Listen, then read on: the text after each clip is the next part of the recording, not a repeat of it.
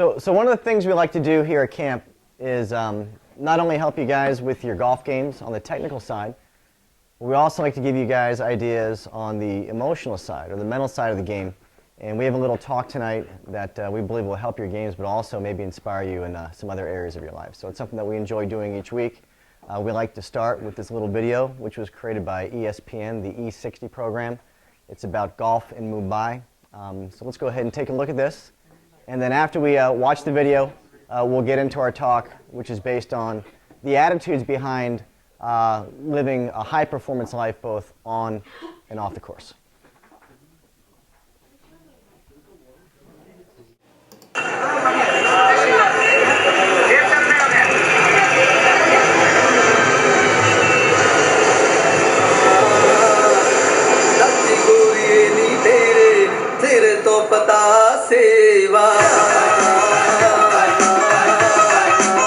There are two Mumbais.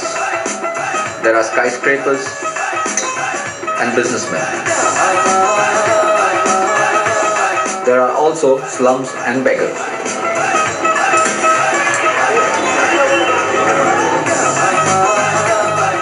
There are two Mumbais. I come from one, and Anil Mane comes from another. And there are two games of golf. One is played at my club, the Bombay Presidency Golf Club. And one is played on the other side of a 10-foot ball. 10 साल पहले से किया 10 साल से खेल रहे हैं और हम लोग जब खेलते हैं तो 20-25 लड़के होते हैं. From the rooftops of shacks and through the streets, this game is played with plastic balls, man-made holes and metal rods bought at the market and shaped by the golfers.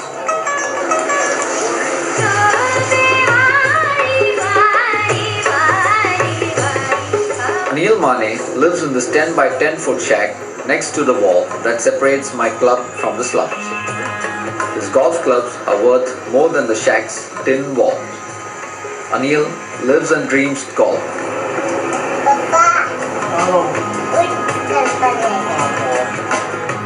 The only thing that matters more is his family, a wife, 3 daughters and 1 more child on the way. उसको चाहिए मैं जैसा बनूं. जैसे मैं golf खेलता हूँ वैसे उसको चाहिए कि मैं भी golfer बनूं. Anil is 27 and has a 9th grade education. That's when he dropped out of school to caddy at my club, the Bombay Presidency Golf Club.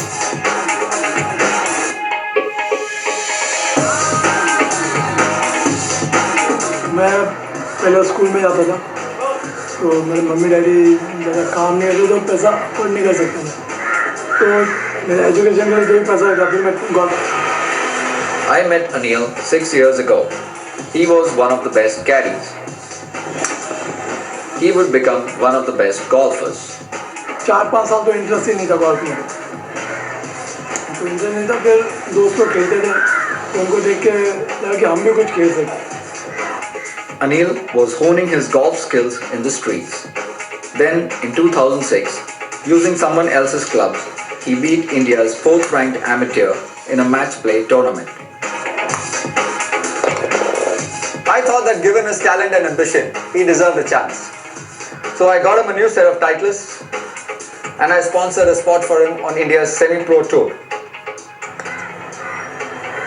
तो अनिल इस बार जो टूर्नामेंट पेलोर की टूर्नामेंट थी जहाँ पे जो 3rd आया वहाँ पे जीता क्यों नहीं राजा? तो वहाँ पे इसलिए नहीं जीता क्योंकि जो लॉन्ग राइडर्स मारे वो सब लेफ्ट पुल किए गए. पुल किया गया. हाँ जी इसलिए नहीं जीत पाया. कितना पैसा जीता? 30,000. Very good. Thank you sir.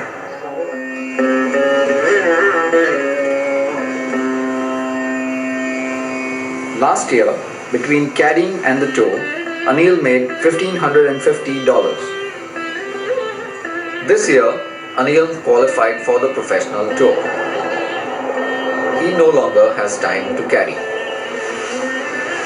महीने में 2 टूर्नामेंट्स के लिए जाता हूँ, ट्रैवल करता हूँ और ट्रेन में अगर दिल्ली जाना तो 24 घंटे लगते हैं, अगर कैलकाटा जाना है तो 36 hours. I cover Anil's expenses. but his only income is what he wins on tour. So far, this year, as a professional, Anil hasn't made any money.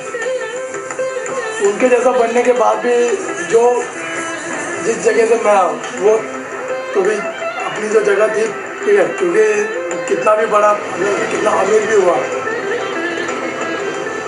When Anil returns home from the tour, he swings in the slums.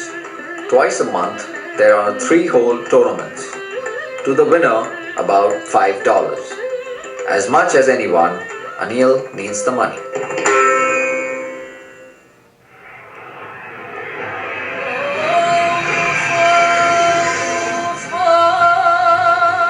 This week's tournament will be played through the slums. The first hole demands a straight drive, avoiding the laundry line to the left, sharps to the right.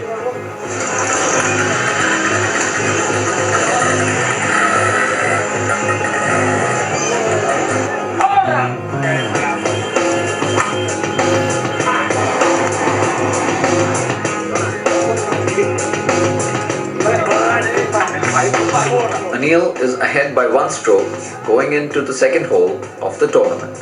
It's the longest and most difficult. The golfer must fly the water.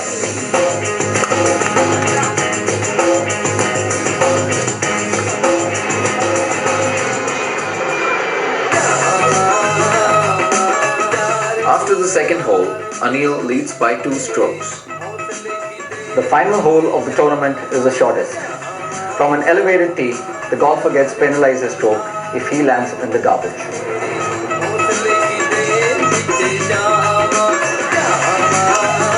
जितना हो सके मैं safe खेलूँगा, bogie के लिए खेलूँगा और 100% I can win.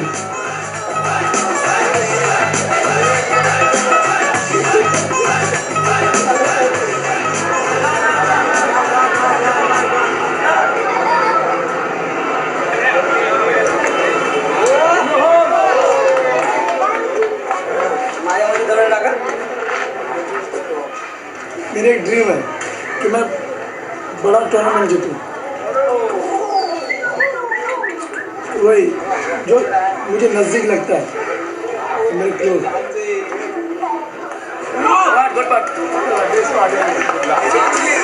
मेरे family का जैसे मेरा बैकग्राउंड प्रॉब्लम सब कुछ तो इसलिए मेरा ड्रीम्स मुझे लगता है कि बहुत दूर है.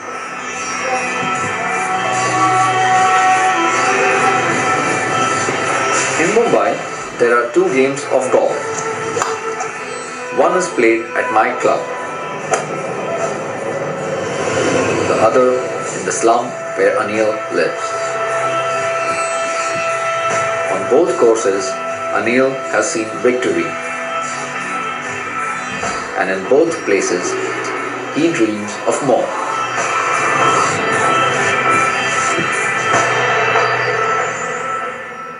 What do you guys think when you see something like that? How does it make you feel? Humble. Humble? Okay. Anything else? Makes you feel lucky? Who else? Fortunate?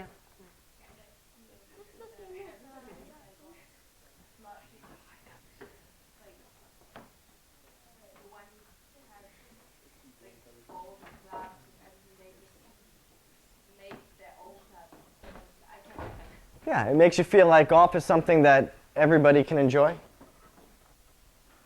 Does anyone want to play golf after seeing that? Yeah. Yeah. It gets me fired up. It makes me want to go down to Peter Hay and grab 2 clubs and have another 2-club tournament. So one of the great things about golf is that golf is it's very unifying. I like to think that no matter what our differences are in this world, there's somebody somewhere on the other side of the planet that's standing over a 3-foot putt that feels the same way I do right here in Pebble Beach. And if they make it, they get pumped. If they miss it, they go, ah. You know, regardless of our backgrounds, our ethnic backgrounds, how much money we have, where we live, how fortunate we are or not, you know, golf is a great unifier. And the thing is that when you look at Anil, does he look like he feels like a victim in this world? Not at all. I mean, the guy, he's living in the slums. He's living in garbage. He's playing golf with clubs that he had to make and his friends had to make, and using ping pong balls for golf balls, and he's playing through trash, but they're having the same experience in terms of joy and excitement and camaraderie that we have right here in Pebble Beach. So that's kind of a cool thing. So the other thing about Anil is that he's a dreamer. He believes that there's more for him, even though he doesn't live with this victim's mentality. And he's working very hard every day to make this dream come true for himself and for his family. So here we are, Nike Junior Golf Camps, right here in Pebble Beach, California. We're all really fortunate. We come from great families. Our families have the means to send us to have this experience. Outside of camp, our lives are loaded with opportunity, just loaded. So Anil's starting down here, and we're already starting way, way up here. So because we're starting in such a fortunate position, it would be a real shame if we were to waste our own potential as it relates to how good we can play on the golf course and how well we can live off the golf course as well. So if someone like that, who's living in the slums, living in garbage, has so much hope and so much passion for the game and for life, then how should we be rewarding ourselves as well? Hopefully with that same level of dedication, that same level of excitement. So what we're going to do here tonight is we're going to have a little talk. We call it the Road to Greatness. It's all about creating success in golf and life through the mindset that you choose to adopt every shot, every day, and also in everything that you do. So, who here has heard of mental toughness? As it relates to sports, we call it sports psychology, right? Raise your hands. Who's heard of it? So, obviously, it says it right here on the slide, but you know, what is mental toughness? When someone says they work with a sports psychologist, if Michael Jordan has a sports psychologist, or a tour player has a sports psychologist, or an NFL quarterback, what are they trying to do? It's so that when, even if you play a certain way, it's your mind that gives up on you. You get angry in golf and then you don't play as well. It's training to look at the bright side of things and continue to play your best and do your best rather than getting down on yourself and failing. Okay, good. Anyone else? Like pressing the reset button after you miss the shot, like just starting all over again instead of getting stuck on that shot. Right. So not letting your emotions or your moods affect your future performance? Yeah. Okay. We got the Olympics coming up in a few weeks in London. Would you say that everyone that's competing, let's say gymnastics, for example, would you say that everyone that's competing in gymnastics across the world, that they're pretty talented people? Yeah. Physically gifted? Yeah. You know, they can do all the flips and the twists and the tumbles. You know, they can do all that stuff. So at this highest level, they all want one thing, right? They want the gold medal. They want to represent their country and win gold or silver or bronze. So what's going to separate those people who have so much physical gifts, so to speak, so many physical gifts, what's going to separate them when it counts the most? Head game. How they think. So you train and you train and you train, but now all of a sudden it means something. So when we talk about sports psychology or we talk about mental toughness, you know, what we're trying to do is we're trying to train the way we think to increase the likelihood of us getting what we want. So if we're playing golf, we want to shoot a certain score or hit a certain shot or win a tournament. If we're talking about gymnastics, we want to win a gold medal, but now is when it counts. So we know that we can do it when the pressure isn't on, when no one's watching, when we're practicing at our home club, when we're hitting 6-iron after 6-iron after 6-iron or hitting driver after driver after driver. But all of a sudden now we're on the golf course and spectators are watching, our parents are watching, the community is watching. If we keep on extrapolating this experience out, the world is watching. You know, so when the world is watching, can we perform when it counts the same way we perform when the pressure isn't on? So when you look at mental toughness training, it goes way beyond sports. So the kinds of people that entertain this idea and understand that how you think increases the likelihood of you performing at a highest level would be athletes, which is obvious. People in business. So let's say you really want to crush it in business. You've got these big goals, these big dreams. You want to create some multi-million-dollar corporation. You want to take a product to marketplace. You want to compete with other competitors out there.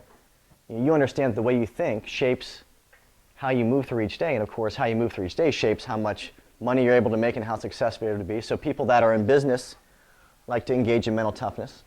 And also we like to say anyone who dreams of really big things understands that they have to train the way they think so that they can, again, increase the likelihood of getting what they want. So we always say down here, motivation is what gets you started, but habit is what keeps you going. Who here has been motivated to do something really big and it never happened? Yeah, me. Right? You tell your friends, I'm going to do this, I'm going to do that. And all of a sudden, 6 months go by and they say, hey, whatever happened to this or that? And you go, didn't quite pull it off.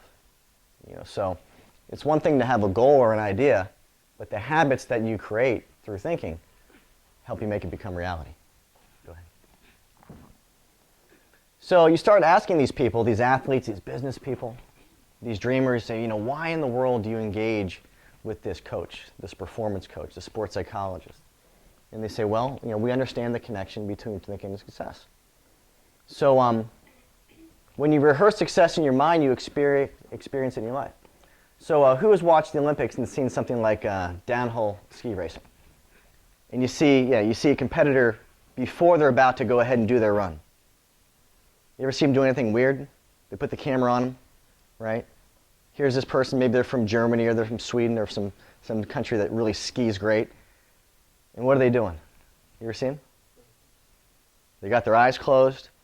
They got their hands up by their head. They're moving their head back and forth. And what are they doing? Yeah, they're imagining themselves racing the perfect race.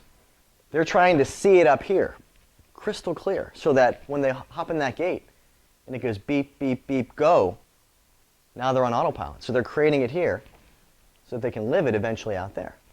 Who's heard of imagery as it relates to golf? Picture your shot. How many people out there get behind their ball, look towards their target, and picture exactly what they want every single time? You do? That's great. You, Leo?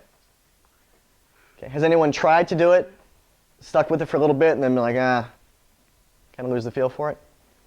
Yeah, so again, in sports psychology, as it relates to golf, it's all about getting into the habit. We talked about the habits on the last page. Getting into the habit of trying to do the same things over and over and over again so that you train your mind just like you train your body. So who here has gone to the gym, grabbed some dumbbells, done 10 reps? Dumbbell curls. Okay? You do these curls. You ever look at yourself in the mirror after you do the curls? Yeah. See if your biceps are bigger? Yeah? Do they get bigger right away?